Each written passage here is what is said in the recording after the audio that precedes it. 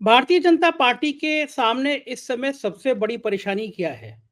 आप बता सकते हैं? नमस्कार, मैं हूं संजय शर्मा, आप देख रहे हैं 4 पीएम न्यूज़ नेटवर्क और आप नहीं बता सकते तो मैं आपको बताता हूं।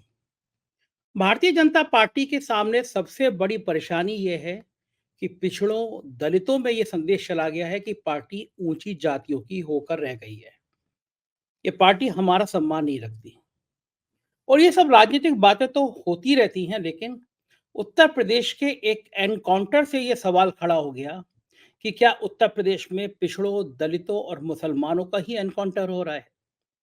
जो ऊंची जाति और खास तौर से सजातीय जाति मानी जाती है, ठाकुर बिरादरी, उसके अपराधियों को क्यों छोड़ दिया जाता है?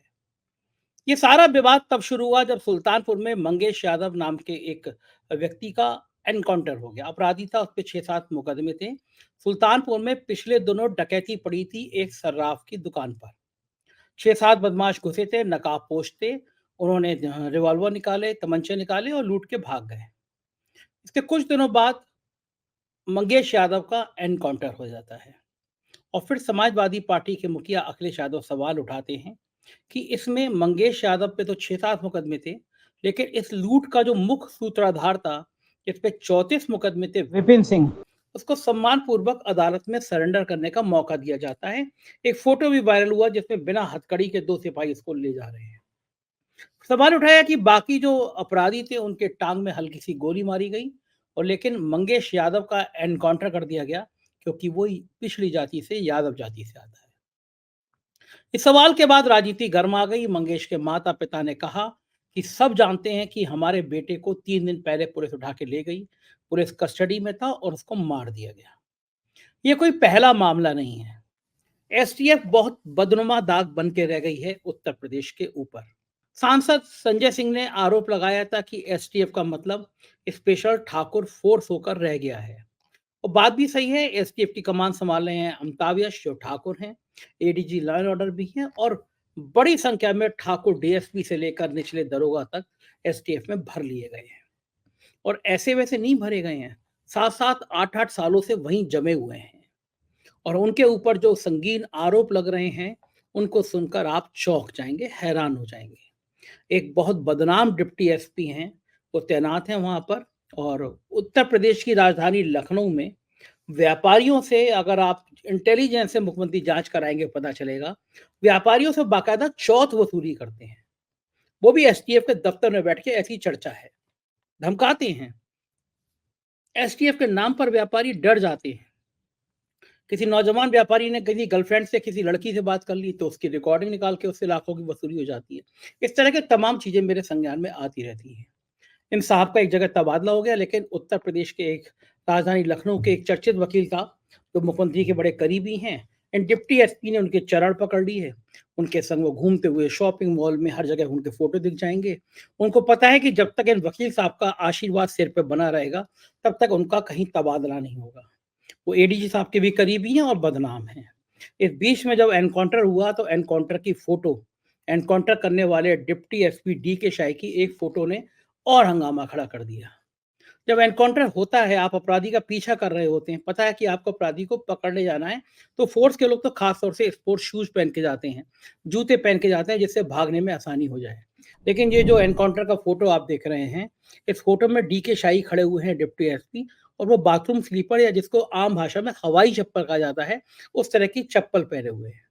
अब आप खुद अपने दिमाग से अंदाजा लगाइए, आप किसी अपराधी का पीछा हवाई चप्पल पहन के करेंगे। और ऐसा नहीं है कि आप हवाई चप्पल पहनकर घर पर बैठे हुए थे, अचानक सूचना आई और आप हवाई चप्पल में ही दौड़ पड़े।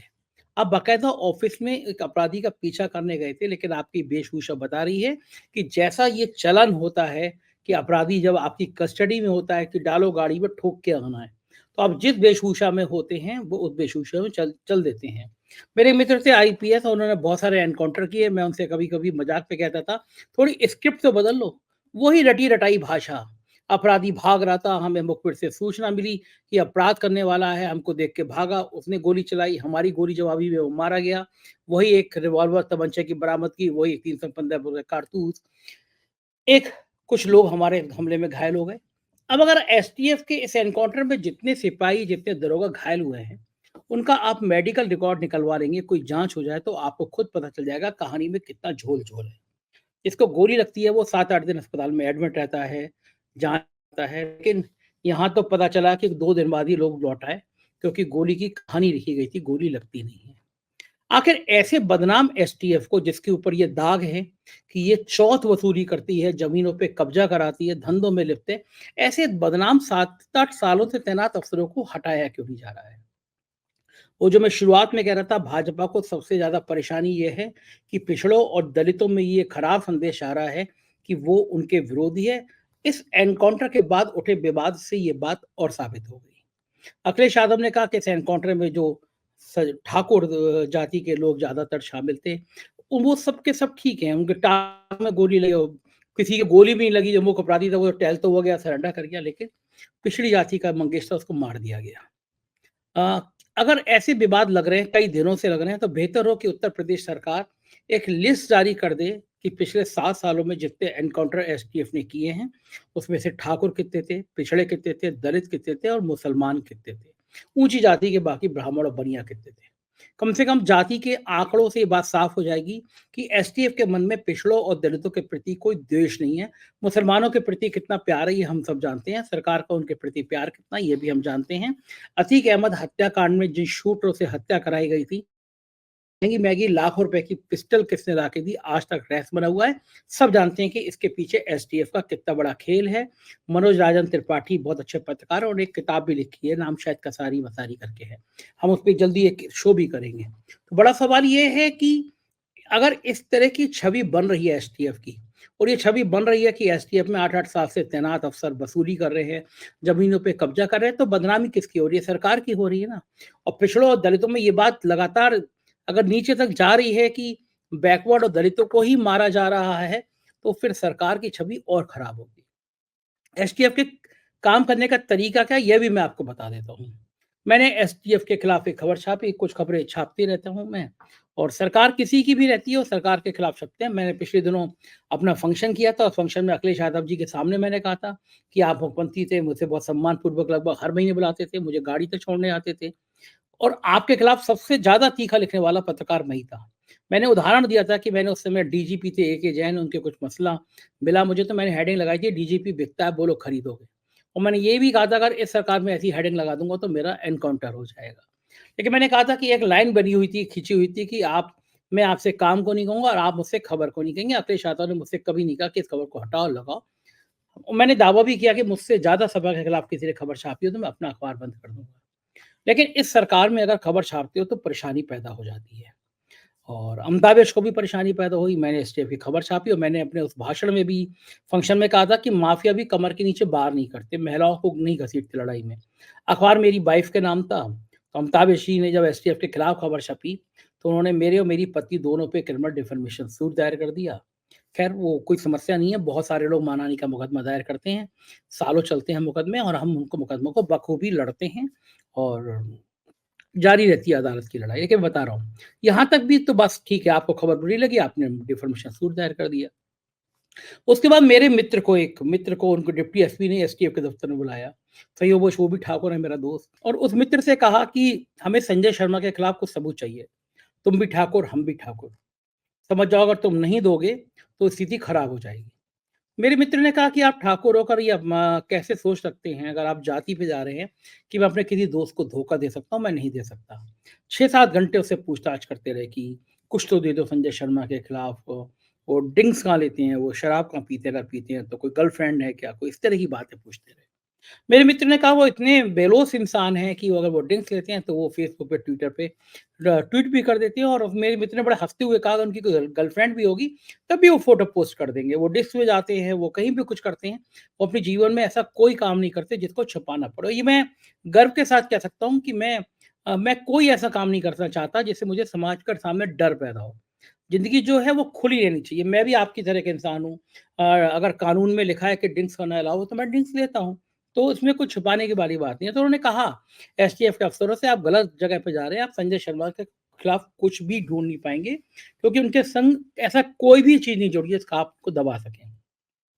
फिर उससे कहा गया कि भई हम उनकी गाड़ी का पीछा करा रहे हैं, हमें पता है कहाँ-कहाँ गए जाते हैं वो, हमें सब लिंक पता है, तुम बता दो। तो मेरे मित्र ने कहा कि आप मालूम करते रहिए, मुझे तो कुछ पता नहीं है।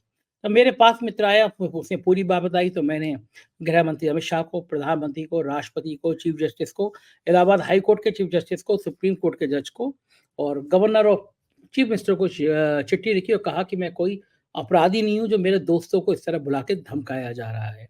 तो मैं एक उदाहरण बता रहा हूँ। एसटीएफ के लोग इस तरह धमकाते हैं, गाड़ी का पीछा करेंगे। और ये डीके शाही साहब जो हवाई चप्पल के नाम से मशहूर हो गए हैं, एक दिन मेरी सोसाइटी के गेट पे 2-3 लोगों के संग घूम रहे थे और मेरे बारे में कुछ शायद पड़ताल कर रहे थे। मेरी सोसाइटी में रहने वाले एक एक्स एमएलए ने उनको देखा और कहा, शाही जी, यहाँ क्या कर रहे हैं आप? तो थोड़े सक पकाए। उन्होंने कहा, गलत कर रहे हैं आप, अगर संजय शर्मा के लिए यहाँ पे सब कुछ मालूम कर रहे हैं तो ठीक नहीं है ये। मैं हँस रहा था कि मैं कहा, एसटीएफ मेरे को ऐसे ट्रेस कर दी जैसे मेरा ही एनकाउंटर कर देगी। तो उत्तर प्रदेश में एसटीएफ को समस्या है कि उनके खिलाफ बोलने वाला अगर कोई सबसे तीखा बोलने वाला है तो वो मैं लखनऊ में रह के वो मैं हूँ। तो उनको परेशानी रहती है। कह रहे थे एनकाउंटर पे पूरे देश में बहुत फजीयत हुई है और कुछ बहुत बहादुर पत्रकारों ने ट्वीट भी किए हैं, लेकिन उससे पहले भारतीय जनता पार्टी के पूर्व सांसद ब्रजभूषण सिंह ने एक सनसनीखेज आरोप लगाया। उन्होंने कहा कि एसटीएफ में जो ये एनकाउंटर हो रहे हैं, ये प्रमोशन के लिए या पैसे के लिए हो रहे हैं।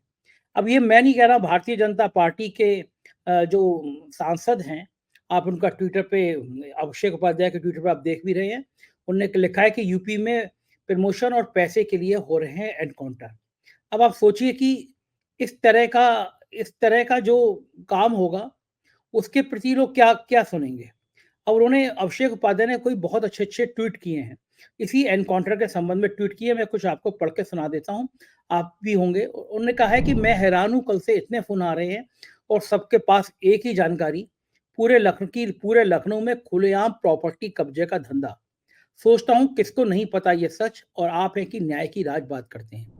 बिल्कुल ठीक है, एसटीएफ के अफसरों की अगर जन्मपत्री निकाली जाएँगे, तो पता चल जाएगा कि एसटीएफ के ये बहादुर अफसर किस तरह ज़मीनों के धंधे में व्यस्त हैं। एक महिला ज्योतिषी है, वो मेरे पास आई। उन्होंने बताया कि इन डीके शाही ने उनकी ज़मीन पे कब्ज़ा किया है। उसने लखनऊ विकास प्राधिकरण के वीसी को, पुलिस कमिश्नर को शिकायती पत्र भी दिया। लेकिन साहब ठाकुर हैं और उनकी पत्नी, अब तो डीके शाही की पत्नी महिला आयोग की सदस्य भी बन गई हैं, बीजेपी की नेता रही हैं। तो इनका कोई क्या बिगाड़ लेगा? किसके ज़मीन पे कब्ज़ा नहीं करें, ये मेहरबानी मानिए। कल को मेरा मकान और आपका मकान भी कब्ज़ा लेंगे तो हम क्या कर सकेंगे? तो अभिषेक ने पत्र लिखा है कि सोचता हूँ किसको नहीं पता ये सच, और आप हैं कि न्याय के राज की बात करते हैं। जन कवि धूमिल ने दौर के बारे में ठीक लिखा है, हिजड़ों ने भाषण दिए लिंग बोध पर, वेश्याओं ने कविताएं पढ़ी आत्मशोध पर, प्रेम में असफल छात्राएं अध्यापका बन गईं और रिटायर्ड बूढ़े सर्वोदयी। उनका कहना ये है कि इस तरह की चीज़ों के बाद में आदमी को सबको पता है चल क्या रहा है, कोई बोल नहीं रहा। अभिषेक उपाध्याय ने डीके शाही के बारे में लिखा है कि डीके शाही का जलवा है। मंगेश यादव का एनकाउंटर करने वाले एसटीएफ के डिप्टी एसपी डीके शाही के बारे में सुनिए। उनके परिवार के नाम पर 2 ट्रस्ट हैं। समझ में आया आपको? एसटीएफ के अफसर, बीवी भाजपा की नेता, महिला आयोग की सदस्य, अब उन्होंने ट्रस्ट भी बना रखे हैं। उनपे परिवार के नाम के 2 ट्रस्ट हैं। पहला trust Maharana Pratap volleyball trust और महाराणा प्रताप चैरिटेबल ट्रस्ट, खरगापुर, लखनऊ। इन ट्रस्टों पे समय-समय पर खेल प्रतियोगिताओं और समारोह का भव्य आयोजन होता है। यहाँ मुख्य और सम्मानित अतिथियों में कभी डिप्टी सीएम ब्रजेश पाठक होते हैं, कभी कैबिनेट मंत्री स्वतंत्र देव होते हैं, कभी मंत्री दयाशंकर सिंह होते हैं, कभी खेल मंत्री गिरीश यादव, कभी खुद एसटीएफ के मुखिया अमिताभ यश होते हैं। उनकी पत्नी उत्तर प्रदेश महिला आयोग की सदस्य अब बनी है, मगर गोरखपुर क्षेत्र की भाजपा महिला मोर्चे की क्षेत्रीय कोषाध्यक्ष पहले से हैं। गोरखपुर क्षेत्र ही उनकी राजनीति का केंद्र है। अब इन सारे सवालों का रिवीजन करते जाइए जो शाही के कामकाज के तरीके पर उठ रहे हैं। आखिर शाही को कैसे मंगेश यादव की पहचान करते हैं? उनकी टीम किस रेंज से गोली मारती है कि एक गोली मंगेश के सिर में लगती है और एक बाजू में? आखिर इतनी सनसनीखेज घटना का आरोपी घटना के 8 दिन बाद भी सुल्तानपुर में ही घटना स्थल से कुछ किलोमीटर की दूरी पर क्या कर रहा होता है? वो 8 दिन तक कहीं को भागता क्यों नहीं है? क्या वो सुल्तानपुर में रुककर एसटीएफ के रोके जाने पर फायरिंग करने का प्लान कर रहा होता है? आखिर पोस्टमार्टम रिपोर्ट में ऐसा क्या है कि जो रिपोर्ट तमाम कोशिशों के बावजूद देखने को नहीं मिल रही है? पोस्टमार्टम रिपोर्ट कब और किस हालत में सामने आएगी? आखिर शाही कैसे हवाई चप्पल में एक आरोपी का एनकाउंटर कर देते हैं? आखिर शाही विवादों में घिरे एक एनकाउंटर को लेकर उसी जिले में आयोजित सम्मान समारोह में कैसे शिरकत करते हैं? आखिर शाही किसके आदेश पर एक निजी समारोह में एक विवादों में घिरे एनकाउंटर को लेकर सार्वजनिक बयानबाजी करते हैं? आखिर शाही कैसे जाति पाति के मुद्दे पर राजनीतिक सरीखी बयानबाजी करते हैं? आखिर शाही कैसे एक नेता की तरह बयान देते हुए बाकायदा अपराधियों को चेतावनी जारी करते हैं और कहते हैं वो अपराध छोड़ दें। वो ये भी कहते हैं कि जो जिस तरह का अपराधी है उसे उस तरह की सजा दिलवाई जा रही है। मतलब पिछड़ा है तो उसको गोली मार दी जा रही है, ठाकुर है तो आराम से सरेंडर कर दिया जा रहा है। भाव तो यही होगा। आखिर यूपी में अधिकारी पर बिना इजाजत मीडिया से बात न करने के लागू जियो की उनके मामले में अचानक से बाईपास सर्जरी कैसे हो जाती है? उन्हें एक निजी समारोह में यह बयानबाजी की इजाजत किसने दी? आखिर अभी तक अमिताभ यश ने डी के शाही पर कोई एक्शन क्यों नहीं लिया? इन सवालों को पढ़िए, इन तस्वीरों पर गौर कीजिए और मेरे साथ मिर्जा गालिब का शेर पढ़िए। हुआ है शाह का मुसाहिब फिरे हैं इतराता बरगना बगरना, शहर में गालिब की आबरू क्या है? मतलब गालिब लिखते हैं कि वो तो शाह यानी सुल्तान का मुसाहिब यानी संगी है, इसलिए वो इतना अतरा रहा है, वरना इस शहर में गालिब की आबरू क्या है? और आखिर अभिषेक ने एक और जबरदस्त ट्वीट किया है, लिखा है, गजब का संयोग है। एक अधिकारी, 2 एनकाउंटर, कहानी लगभग एक जैसी। ये है मंगेश यादव का एनकाउंटर करने वाले एसटीएफ के अधिकारी डी के शाही का किया हुआ एक और एनकाउंटर। जरा इसमें डी के शाही कुछ बयान आ रहे हैं, पहले वो सुन लीजिए, फिर इस ट्वीट को आगे पढ़ के सुनाता हूँ। क्या कुछ बना? ये गुफरान है, प्रतापगढ़ का कुख्यात अपराधी है। इस पर 1.25 लाख रुपए का रिवार्ड था और कई जिलों की पुलिस इसको काफी समय से तलाश कर रही थी। उसी दरमियान पता चला कि ये कौशाम्बी जनपद में किसी बड़ी घटना को आज अंजाम देने वाला है, जिसको चेज किया जा रहा था। आज समदा के पास इसको रोकने का प्रयास किया गया। इसने पुलिस बल पर जान से मारने से अंधाधुंध फायरिंग शुरू कर दी। जवाबी फायरिंग में घायल हो गया। घायल अवस्था में इसको अस्पताल भर्ती कराया गया, जहां दौरान इलाज इसकी मृत्यु हो गई। इस पर 1,25,000 रुपए का रिवार्ड था। 1 लाख रुपए प्रयागराज जोन से और 25,000 रुपए सुल्तानपुर जिले से। क्या क्या चीजें बरामद? इससे एक 32 बोर का पिस्टल स्टार का, एक 9mm कार्बाइन और एक अपाची मोटरसाइकिल बरामद हुई है। सर, क्या अतीक से भी संबंध है इसका? कई बड़े अपराधियों से संबंध है। अभी ये जांच का विषय है, जांच करेंगे, जो चीज तथ्य आएगा फिर बताया जाएगा। गैंग के बारे में? इसके गैंग के कई लोग जेल में हैं, वो भी हम लोग पता कर रहे हैं। अभिषेक लिखते हैं कि ये एनकाउंटर प्रतापगढ़ के गुफरान का था। साल 2023 था। सिर्फ किरदार का नाम अलग है, बाकी कहानी एक जैसी। मीडिया रिपोर्ट्स के मुताबिक यहाँ 24 अप्रैल को लूट होती है। यहाँ भी सीसीटीवी फुटेज सामने आता है। यहाँ भी दुकान ज्वेलर की होती है। यहाँ भी अपराधी पर इनाम घोषित होता है, 1 लाख का एडीजी जोन प्रयागराज से, 25 लाख का सुल्तानपुर से। यहाँ भी बदमाश मोटरसाइकिल पर जा रहा होता है। यहाँ भी डी के शाही की अगुवाई में पुलिस उसे रोकती है। यहाँ भी बदमाश पहले फायरिंग करता है। यहाँ भी पुलिस जवाबी गोलियां चलाती है। यहाँ भी बदमाश को गोली लगती है। यहाँ भी शरीर के ऊपरी हिस्से में गोली लगती है। उसे अस्पताल लाया जाता है, जहां उसकी मौत होती है। बरामदगी भी कमोबेश एक जैसी, कुछ असले और एक मोटरसाइकिल। यहाँ भी डी के शाही मीडिया के कैमरों के आगे आते हैं। यहाँ भी वो एनकाउंटर पर बयान देते हैं। इतना संयोग तो बॉलीवुड की किसी सुपरहिट थ्रिल मूवी में भी नहीं होगा। महज चप्पल पहनकर देश में सादगी भरे एनकाउंटर की मिसाल कायम कर देने वाले शाही साहब ने गजब का बयान दिया था। पूरे देश के बड़े बड़े जर्नलिस्ट जो हैं वो इस पे रिएक्ट कर रहे हैं। रोहनी सिंह एक बहुत बड़ी पत्रकार है देश में, 10 लाख से ज्यादा उनके लोग फॉलो करते हैं। उन्होंने भी इस बयान पे लिखा है, सूचना विभाग में मुख्यमंत्री की शान पर मनोहर कहानियां लिखने वाले ट्रोल्स को चप्पल पहनने वाले डीएसपी की नई स्क्रिप्ट लिखनी चाहिए। पिछले एनकाउंटर में भी वही मॉडस ऑपरेंडी, वही स्क्रिप्ट। ऐसा लगता है इन्हें अपनी मालिक पर इतना भरोसा है कि ये जरा भी चिंता नहीं करते। नरेंद्र नाथ मिश्रा भारत टाइम्स के पत्रकार हैं, बहुत सीनियर जर्नलिस्ट हैं। वो लिखते हैं, पूर्व का इतिहास देख ले, जो अधिकारी फर्जी एनकाउंटर ताकत दिखाना टाइप कर रहे हैं, बोल रहे हैं, उनका नौकरी का अंत समय और उसके बाद का समय बहुत कष्ट में बीता है। कर्मों का हिसाब होता ही है। एक से एक बढ़कर एक मिसाल रही है, फिर भी कोई सीखता नहीं है। दरअसल जब अधिकारी अपने शीर्ष पर होता है तो उसे मानने को कभी तैयार नहीं होता है कि कभी उसका समय जा भी सकता है। इस मामले में अधिकतर नेता अधिक व्यवहारिक होते हैं। तो इस तरह मीडिया के लोग बहुत आलोचना कर रहे हैं और कह रहे हैं कि किसी को भी इस तरह किसी की हत्या की इजाजत नहीं दी जा सकती। खास तौर से अगर वो पिछड़ा है, वो दलित है, वो मुसलमान है, तो आप उसको अपराधी है तो उसको मार दें। ये बात बिल्कुल ठीक है कि अपराधी की कोई जाति नहीं होती, लेकिन जाति देखकर अपराधी मारा भी नहीं जाता, ये भी एक सत्य है। योगी आदित्यनाथ ने बचाव किया है और कहा है कि अगर कोई डकैत मारा गया तो समाजवादी पार्टी को दर्द हो रहा है। लेकिन योगी आदित्यनाथ जी को भी ये भी बताना चाहिए और ये भी सोचना चाहिए कि आखिर उनके राज में एसटीएफ के बड़े-बड़े अफसर इस तरह की दौलत कहाँ से कमा रहे हैं? जिन डिप्टी एसपी का मैंने ज़िक्र किया, वकील साहब वाले रिश्तों का, उनके तार तो दुबई तक से जुड़े हैं। उनके एक संबंधी दुबई में काम कर रहे हैं। तो दौलत का अकूत साम्राज्य यहाँ से दुबई तक फैला हुआ है। तो क्या एसटीएफ को मुख्तार अंसारी, अतीक अहमद, धनंजय सिंह, अभय सिंह इस तरह के जो बाहुबली हैं, उनकी तरह पैरेलल गैंग चलाने की अनुमति मिल दी जाती है? कि अगर एसटीएफ खाकी वर्दी में एक उपन्यास आया था, आपने सबने पढ़ा होगा वेद प्रकाश शर्मा का वर्दी वाला गुंडा। तो क्या एसटीएफ को इस तरह लाइसेंस मिल जाता है कि वो ज़मीनों पे कब्ज़ा करे, वो चौथ वसूली करे, वो किसी को गोली मार दे? इंडियन एक्सप्रेस में थी शायद ये खबर कि अमिताभ यशी की माताजी के नाम राम जन्मभूमि में परिसर के पास में अयोध्या में 4.5 करोड़ का प्लॉट है। किसी मीडिया हाउस के पत्रकार ने इतनी हिम्मत नहीं करी कि अमिताभ यशी से पूछे कि आपके माताजी, पिताजी भी क्या इतने अमीर थे? माताजी इनकम टैक्स का रिटर्न कब से भर रही हैं? 4.5 करोड़ रुपए कहाँ से आए? और क्या ये प्लॉट वाक़ई 4.5 करोड़ का है या 20 करोड़ से ज़्यादा का है?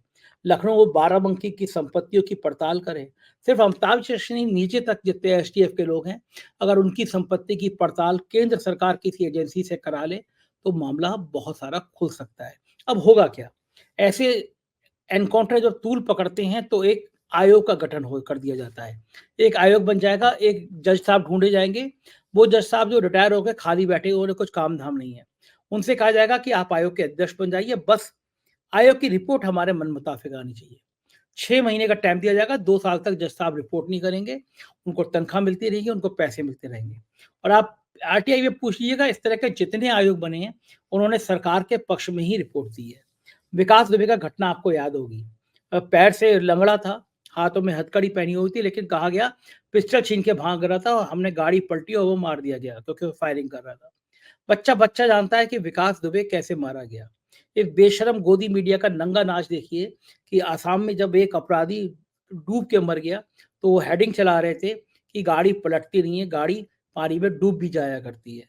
मतलब जो हिंसक प्रवृत्ति को सवाल खड़े करने चाहिए, पूछना चाहिए कि क्या अदालतें बंद कर देनी चाहिए? क्या अपराधियों का इलाज गोली मार के कर दिया जाएगा? और ये कौन बताएगा कि पुलिस की गोली किसी मासूम को नहीं मारेगी? गोमती नगर लखनऊ में ही एक एप्रिल में काम करने वाला विवेक तिवारी अपनी महिला मित्र के संग रात को जा रहा था, कुछ गाड़ी रोक के बात करने लगा। नशे में दो सिपाही आते हैं। जब आप लाइसेंस दे देते हैं ना पुलिस को हिंसक होने का, तो वो गोली किसी में भी चला देते हैं। कुछ बात हुई, पूछताछ हुई और नशे में धुत सिपाही ने विवेक तिवारी को गोली मार दी, वो मर गया। इस तरह की तमाम वारदातें हमने देखी हैं। तो क्या पुलिस को इतना मजबूत कर देना चाहिए कि वो किसी पत्रकार की गाड़ी का पीछा कराए, पत्रकार के दोस्तों को बुला के इंट्रोगेशन करे, इस तरह का धमकाने वाला माहौल बने? क्यों नहीं अमिताभ यश उनकी टीम से सवाल पूछे जाने चाहिए? और क्यों नहीं सरकार को ये बताना चाहिए कि आखिर इतने सारे ठाकुर एसटीएफ में क्या कर रहे हैं? क्या केवल ठाकुर जाति के डिप्टी एसपी, इंस्पेक्टर, सीओ या सिपाही हैं? किसी और जाति का समावेश यहाँ नहीं हो रहा है? और जो दागी हैं, जिनके ऊपर आरोप है, उनको क्यों क्यों यहाँ रखा जा रहा है? बेहतर होगा कि सुप्रीम कोर्ट इसका संज्ञान ले। विकास दुबे वाले मामले में जिस तरह आयोग के जज साहब बने थे, जो भाजपा नेता के रिश्तेदार थे, उस तरह का जज ना बने, कोई ईमानदार कोई जज बने जो बता सके कि देश में क्या चल रहा है। मुझे आपकी राय का इंतज़ार रहेगा कि आपको ये बातचीत कैसी लगी, ज़रूर बताइएगा। मैं आपकी बात का इंतज़ार करूँगा। बहुत-बहुत शुक्रिया। Thank you.